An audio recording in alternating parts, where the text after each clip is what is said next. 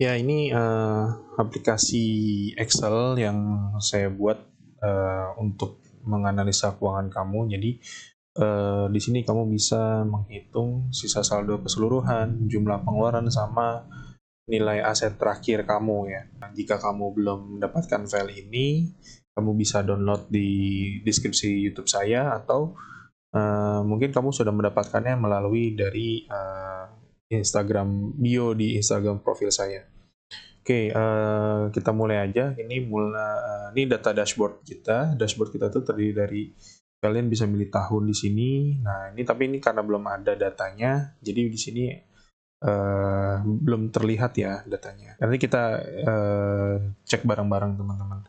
Nah, terus di sini ada sisa saldo keseluruhan, jumlah pengeluaran, sama nilai aset terakhir kalian. Nilai aset terakhir kalian itu jadi kayak nilai penyusutan dari aset kamu. Di sini ada chart keuangan kamu, pendapatan kamu berapa, pengeluaran kamu berapa, chartnya, terus ada saving itu ada berapa. Jangan sampai nanti mungkin keuangan kamu tuh chartnya bisa disampai di titik nol. Jadi ini salah satu buat analisa keuangan kamu juga. Terus di sini ada bulan, misalnya di bulan April, Mei, atau Juni seterusnya. Dan ini nanti saldo pendapatan kamu tuh ada berapa, total pengeluarannya ada berapa, terus saldo savingnya itu ada berapa gitu. Jadi ini total pengeluaran ini plus sama dengan pengeluaran yang melalui akun saving kalian, jadi simpanan kalian. Nah, di sini tuh saya sebenarnya membuat dua akun ya, jadi akun pendapatan sama akun saving. Jadi kita bisa ngelihat dari akun pendapatan kalian itu pengeluarannya berapa aja, atau pendapatan kalian berapa aja, terus dari akun saving kalian tuh pendapatannya berapa aja, terus sama pengeluaran dari saving kalian tuh berapa aja. Seperti itu sih teman-teman. Kenapa di sini beda padahal sama-sama pengeluaran? Ini hanya untuk sebagai ID aja. ID itu jadi kayak saya hanya untuk melihat ini pengeluaran itu dari apa gitu, dari pendapatan kah atau dari saving kah, seperti itu. Kenapa ini ditulis sama saya X saving, sebenarnya kepanjangannya itu dari expense ya kalau bahasa Inggrisnya. Jadi pengeluaran yang expense saving itu jadi yang pengeluaran yang dilakukan yang dari saving tersebut. Nah, ini kita bisa masuk ke alokasi kamu. Nah, alokasi kamu itu jadi ini kalian bisa list pendapatan kalian berapa aja, misalnya saya besarkan ya. Nah, ini bisa di scroll, jadi kalian tahu jumlah pendapatannya berapa aja. Misalnya saya besarkan, ini saya pakai freeze spends, jadi kalau misalnya kalian mau hapus freeze spends-nya silahkan. Misalnya di freeze saya unfreeze aja, tapi kalau kalian mau balikin freeze spends-nya lagi atau supaya yang di atas terlihat, kalian tinggal klik di nomor 10 aja nih, di row 10, terus klik freeze spends ya. Nah, gitu. Jadi bisa kelihatan. Oke, ini saya unfreeze aja ya. Oke, misalnya kita mulai pendapatan itu dari gaji, terus mungkin ada hal-hal lain yang di luar dari gaji, mungkin dagang, mungkin sampingan, atau mungkin kalian pendapatan dari YouTube dan lain-lain. Misalnya Instagram juga ada endorsement, tuh. Atau mungkin dari investasi yang kalian sudah lakukan. Oke, nah di sini ada target gaji kalian tuh berapa sih dalam satu bulan. Misalnya gaji sebulan kalian tuh ada 4.500.000 misalnya ya, misalnya kalian tulis aja 4.500.000. Oke, berapa bulan? Misalnya saya gaji ya 1 tahun sih mas, misalnya gajinya emang 12 bulan ya, udah kita tulis 12 bulan. Terus dagang kalian, misalnya dagang berapa, misalnya kalian punya income atau pendapatan tuh dari dagang, mungkin orang sebutannya masih bruto lah ya, mungkin omset jatuhnya, mungkin 1 juta sebulan ya. Kita tulis 1 juta sebulan selama 12 bulan. Oke, ini YouTube, misalnya kalian punya pendapatan dari YouTube misalnya 300.000 dan lain-lain ya. Kalian bisa tulisin aja, misalnya pendapatan YouTube kalian selama 12 bulan tuh selama 1 bulan tuh 300.000 misalnya.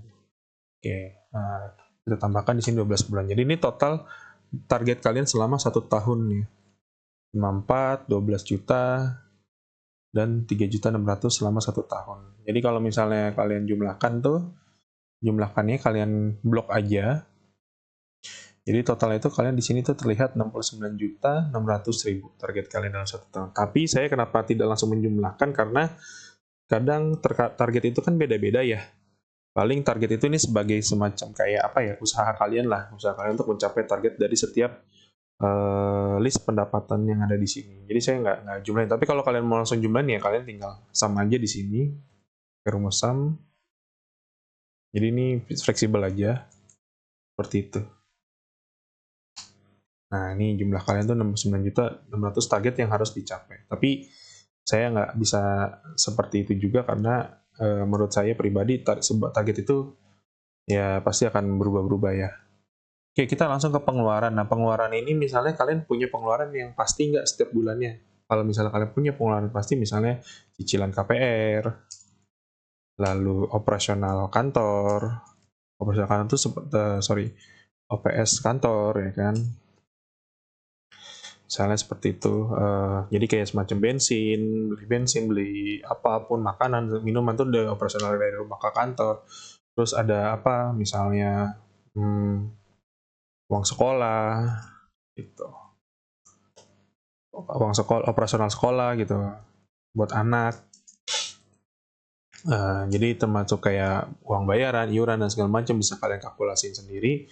Lalu misalnya pengeluaran yang pasti itu kayak internet ya kan, internet setiap bulannya. Nah, tapi pengeluaran ini saya mewajibkan kalian untuk menulis namanya alokasi saving. Kenapa? Ya, jadi nanti kalian harus keluarkan dananya dan masuk ke sini, ke saving sini. Oke, kita lanjut aja ya. Mungkin sambil berjalan, kalau belum paham nanti sambil berjalan aja. Oke, misalnya kalian pengen punya savings yang pasti apa? Darurat ya. Misalnya saya pengen punya savings darurat. Oke, dalam keadaan darurat ini nanti kalian bisa mempergunakan pakai uang tabungan kalian atau saving kalian. Misalnya sama satu lagi liburan.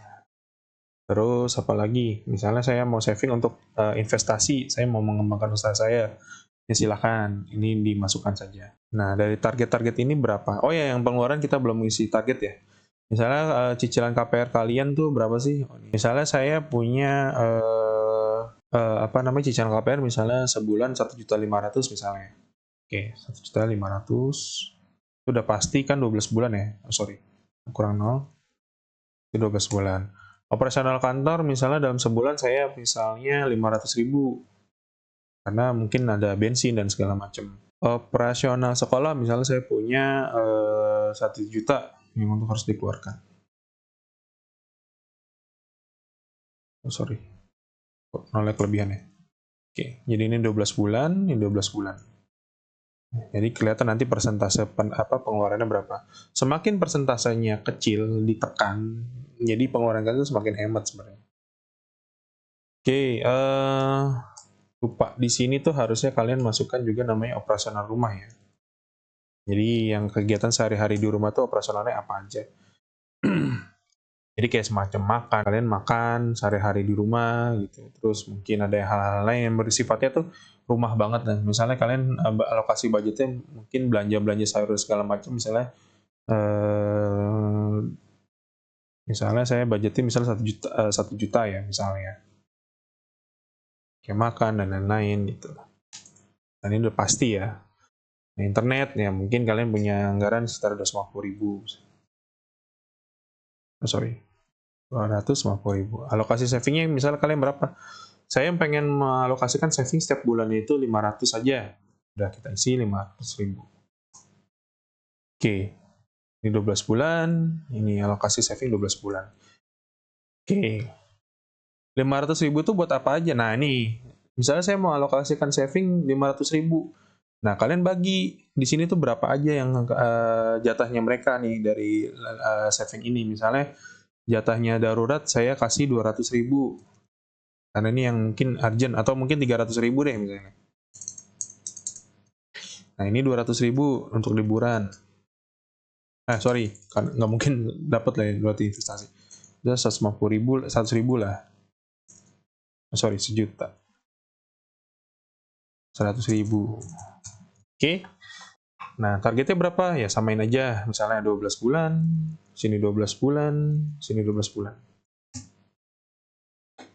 Oke, dapat ya. Terus misalnya saving nih. Saving kalau nggak dikasih alokasinya berapa ya nggak apa-apa. Sebenarnya kan sifatnya ini apa ya? Kayak ya sewaktu-waktu aja ya, nggak bukan yang memang rutin harus setiap hari gitu. Tapi tenang aja, nanti data realisasinya akan muncul di sini setelah masuk ke sini. Ini samain aja ya mungkin ya. Samain aja, jadi ini saya copy. Kalau nggak tahu proses copy-nya seperti apa, klik kanan. Di sini ada tulisan copy. Lalu di sini kalian paste aja, paste value. Oh ini beda tabelnya, warna tabelnya. Saya masukin ke home aja, terus saya pilih format painter, lalu klik di sini. Nah, jadi sama kan? Atau di sini aja deh, karena dia itu sifatnya bukan general, dia accounting. Oke, udah masuk. Jadi kita dapat ya, misalnya jadi paham ya, kenapa di pengeluaran itu harus ada yang namanya alokasi saving. Jadi alokasi saving ini uang yang akan dikeluarkan untuk ke account lain, ke sini. Ini bukan Excel-nya yang error, ya ini hanya sebatas lemot laptop saya. Ya, jadi dimasukkan ke alokasi savingnya itu ke sini. Misalnya kalian punya 500.000, kalian bagi-bagi untuk saving apa aja, darurat, liburan, apa investasi. Dan pengeluaran pun juga kalau tidak perlu dikasih nggak dikasih target ya nggak apa-apa lah ya.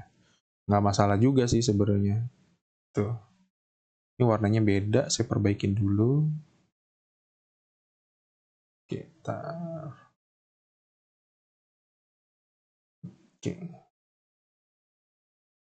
Oke, udah sama ya, warna tabelnya sama.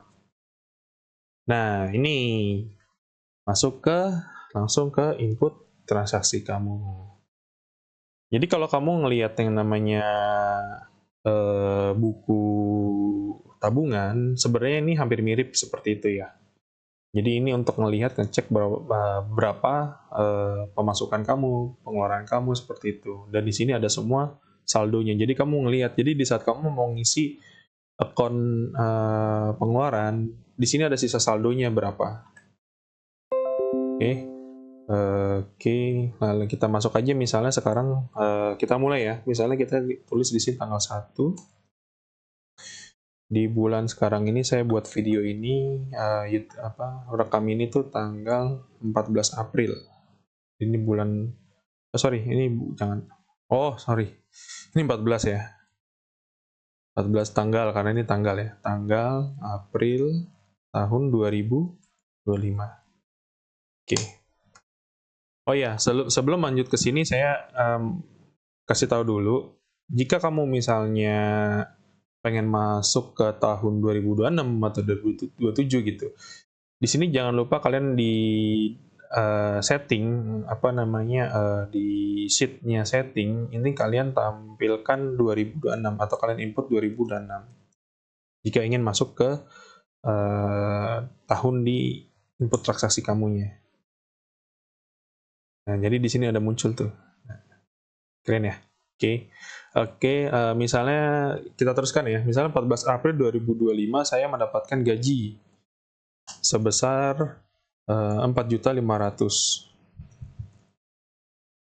Oke. Nah, ini Ini akunnya ini pendapatan ini karena ini gaji, kita masukin ke pendapatan. Karena ini bukan saving ya. Ini masuk ke pendapatan. Masuknya ke pendapatan. Jadi akun pendapatan subkategorinya apa? Gaji. Tuh. Kalau kamu ngerasa ini agak ribet, sebenarnya ini nggak ribet sih. Sebenarnya ini kita hanya pengen tahu dari akun pendapatan sama akun saving itu pasti ada transaksi yang berbeda kan. Nah, pendapatan pasti ada yang akun pendapatan itu pasti pengeluarannya yang sehari-hari gitu. Tapi kalau yang untuk saving kan nggak setiap hari ya kita ngeluarin uang itu gitu dari alokasi saving. Jadi saya harus bedakan gitu mana akun pendapatan, mana akun saving. Jadi mana yang kalian dapat duit dari pendapatan, mana kalian mendapatkan duit dari saving. Seperti itu sih sebenarnya. Kalau misalnya kalian ada komentar atau masukan, ya silahkan kalian komen di YouTube saya ya. Oke, nah ini langsung kalian setelah masuk ke gaji, kita teruskan. Setelah kalian masuk ke gaji, kalian pasti masuk ke ke bank pendapatan. Bank pendapatan ini adalah rumus ya. Jadi misalnya kalian kalau misalnya akan pendapatan, kalian harus masukin ke bank pendapatan kalian. Nah ini masuk ke misalnya ke bank BCA. Seperti itu. Kita lihat di dashboard. Nah, di dashboard, data ini nggak keluar. Kenapa? Karena kita nggak pilih tahunnya. Karena tahunnya kita baru input ya tadi ya.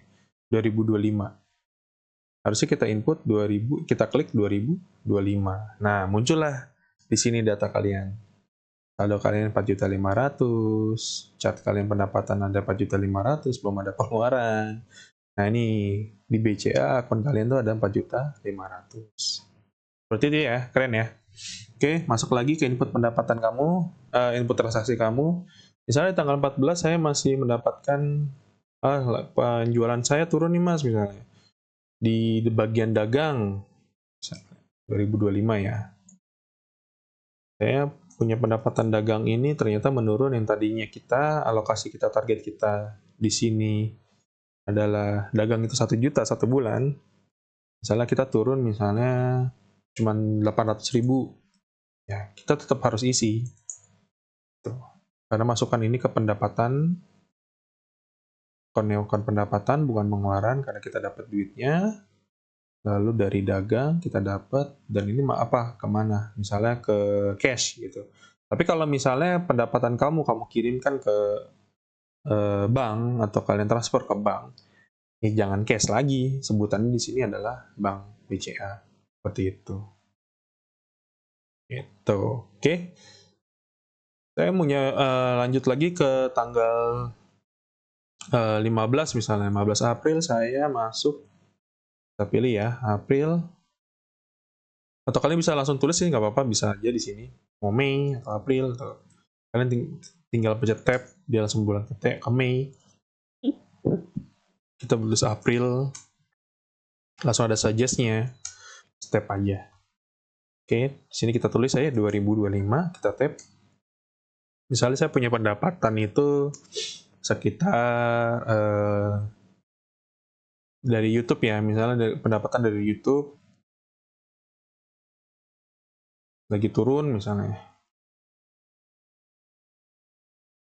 Diturun misalnya saya cuma dapat 250.000. Tetap kita catat. Pendapatan terkecil apapun tetap harus kita catat ya. Masuk ke pendapatan di sini jadi akunnya pendapatan. Lalu masuk ke YouTube.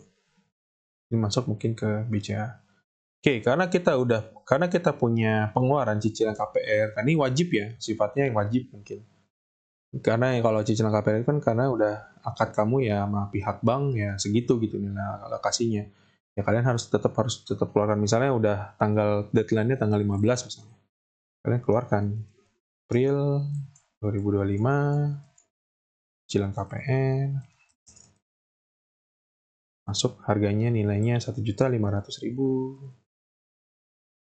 Nah, di sini tetap masukin ke akun pendapatan karena pengeluarannya itu rutin. Nah, di sini masuk baru ke pengeluaran. Apalagi di sini, nah ini ada di sini cicilan KPR dari bank BCA misalnya. Seperti itu ya. Lalu saya punya pengeluaran lagi nih, misalnya April 2025. Terus saya beli makan. Nah, beli makan ini apa? Beli makan di mana? Misalnya kalau saya beli makan di kantor.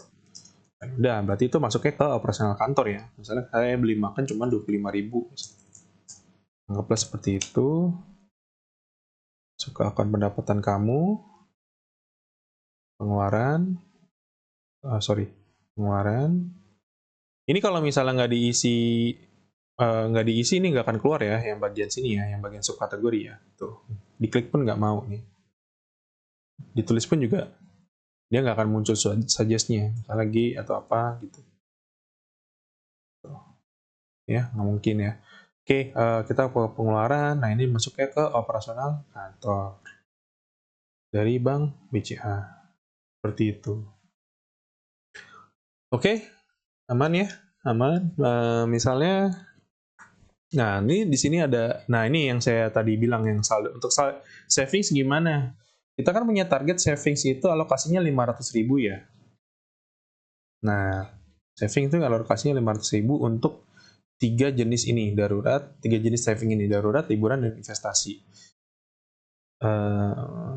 Misalnya kita isi dulu lah ya, Misalnya 500.000 kita masukkan sini, berarti kan 311 berarti kan 500.000. Oke, kita keluarkan aja. Misalnya saya mau mengeluarkan uang dari akun pendapatan saya pada 17 April 2025, yaitu alokasi saving atau alokasi tabungan saya sebesar, misalnya pengeluaran kamu lebih sedikit atau lebih kurang, tulis aja.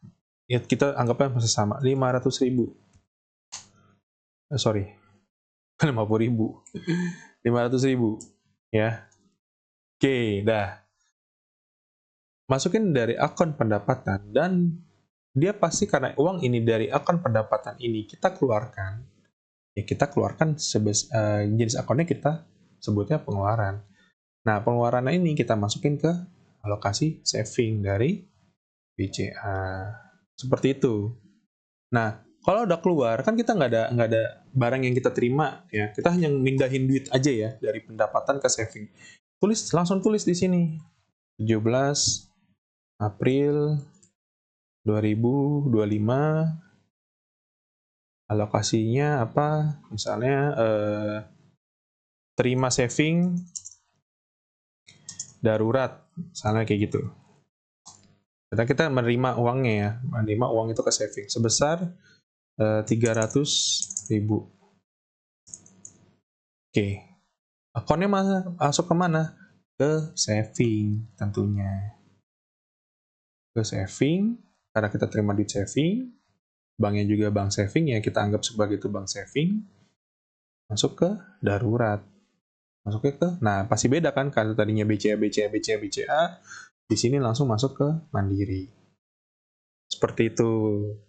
Lanjut lagi ya kan, kita kan masih ada savingnya itu liburan, investasi gitu.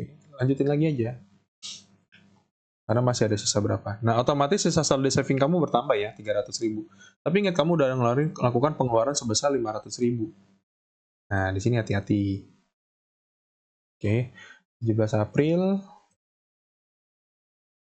2025, terima saving apa? Liburan. Nah, ini ada suggest-nya, kita masukin F2, kita ganti di sini jadi liburan. Oke, 100.000. Masuk ke akun saving, kita terima. Oke. Saving itu pengeluaran ya, berarti saving. Ini masuk ke liburan, masuk ke Mandiri. Seperti itu. Jadi kita terima transfer ya segitu. Oke. 17 April sama, kita masukin lagi. Terus lanjutin ya. Karena kamu tadi alokasi savingnya sampai ke investasi. 17 April 2025, 5 saving,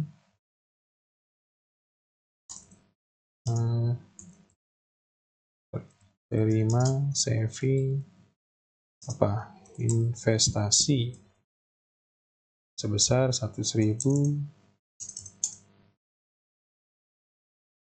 saving, saving. Sini ada investasi, masuk ke Mandiri. Oke. Aman ya? Nah, sekarang kalau kita lihat di alokasi, nah ini muncul nih dananya nih, harusnya. Oh iya, karena ini realisasi juga dilihat ya. Di sini ada tahun juga. Di kiri atas, ini ada pilih tahun, pilih bulan. Nah, ini harus di-input dulu.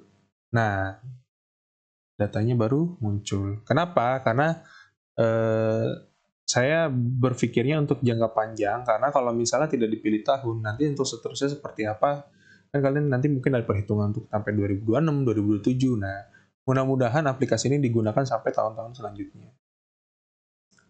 Oke, lihat, muncul kan? Nah, 500.000 yang kita keluarkan, ini pengeluaran kita sudah segini, sisa saldo kita segini. Oke, kalau kalian mau lihat secara detailnya berapa bulan, nah di sini nanti langsung muncul nih April tuh. Kalau misalnya saya mau lihat semuanya ya kosongin aja.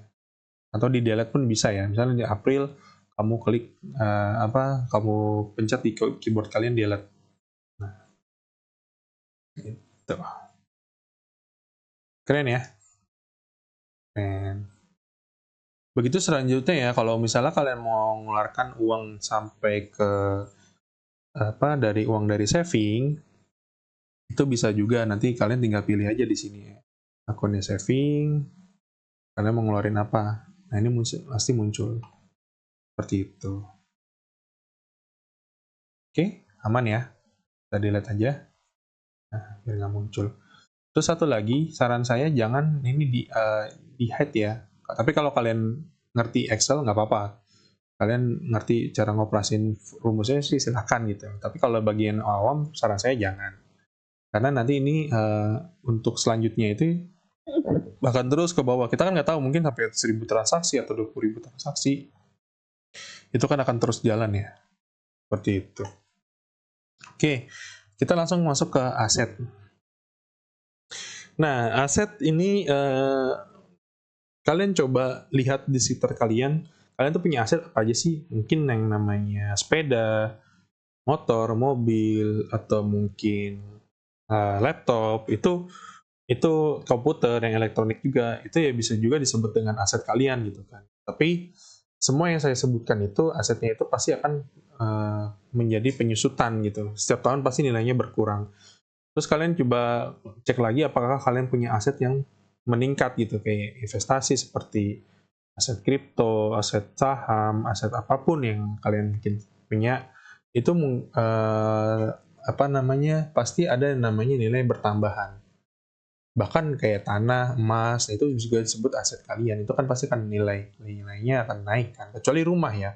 Rumah sama tanah itu coba dibedakan, karena rumah itu pasti ada yang namanya perbaikan. Tapi kalau tanah itu nggak ada yang namanya penurunan secara nilai, pasti ada kenaikan secara nilai. Tapi kalau untuk rumah itu pasti ada perawatan dan itu pasti ada penyusutan. Tapi kalau misalnya digabungkan antara rumah dan tanah, ya pasti nilainya akan terbantu dari sisi tanahnya kan, karena tanahnya itu akan meningkat.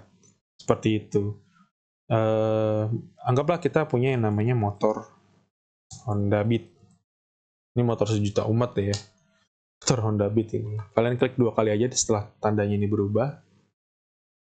Jadi dia geser ke kanan kiri. Nilai perolehan berapa? Misalnya kita belinya itu pertama kali entah baru atau second. Misalnya 16 juta misalnya. 1.600.000. Nah, 16 juta. Ini jangan dilihat ya, jangan dilihat dulu. Ini hanya status rumus aja sebenarnya. Oke, tanggal perolehannya berapa? Tanggal perolehannya misalnya kita pakai misalnya saya beli tanggal 14 slash bulan 4/04/2020. Misal. Jadi kelihatan otomatis 14 April 2020. Lalu nilai penyusutan berapa? Nah, untuk nilai penyusutan ini nilai Honda motor itu berapa tahun sekarang gitu. Misalnya tahun sekarang menjadi 11 juta. Saya nggak tahu ya berapa, tapi anggap aja seperti itu. 11 juta. Tanggal penyusutannya di tanggal 14 April, gini ya. 04 2025. Dia otomatis turun. Tapi kalau misalnya nilainya ternyata saya ganti deh nilainya jadi 11 juta jadi 21 juta misalnya. Nilai aset kamu naik. Seperti aja. Ini untuk sebagai salah satu bahan analisa kamu ya, sebagai solusi buat kalian sih. untuk ngelihat dari semua aset nanti yang kalian buat itu berapa sih yang memang layak dipertahankan atau tidak dipertahankan. Nah, balik lagi ke dashboard. Nah, di sini langsung muncul nih 11 juta.